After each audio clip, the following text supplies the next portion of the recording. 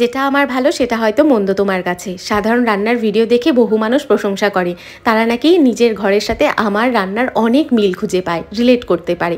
আবার অনেক মানুষ এই একই জিনিসের নিন্দা করে, নতুনত্ব কিছু দেখাতে পারো না, সেই পুরানো রান্নাবান্নাগুলো নিয়েই পড়ে রয়েছো।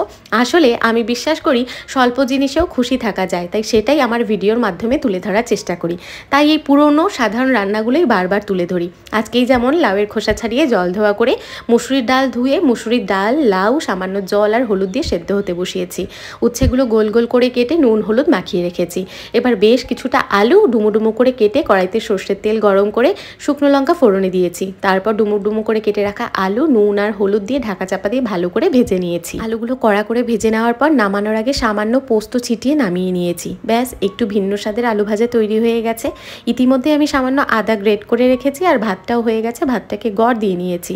ডাল আর লাউটা সেদ্ধ হয়ে গেছে। কড়াইতে সর্ষের তেল গরম করে উচ্ছেগুলো ঢাকা চাপা দিয়ে এপিট ওপিট লাল লাল করে ভেজে সেই তেলেই রাঁধুনি শুকনো লঙ্কা ফোড়নে দিয়ে আদা বাটা দিয়ে দিয়েছি।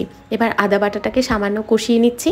তারপর সেদ্ধ করে রাখা ডাল লাউ দিয়ে ভালো করে ঘুটিয়ে দিচ্ছি। ওপর থেকে সামান্য নুন, সামান্য চিনি আর সামান্য পরিমাণে জল দিয়ে ভালো করে ফুটিয়ে ডালটাকে নামিয়ে নিচ্ছি। তেঁতুর ডাল তৈরি, ওদিকে আলু ভাজাও তৈরি, আর তার সাথে সাথে একটু সর্ষে ভেন্ডি বানিয়েছি। ভাত, আলু ভাজা, সর্ষে ভেন্ডি চচ্চড়ি, ডাল আর লাড্ডু দিয়ে পরিবেশন করেছি।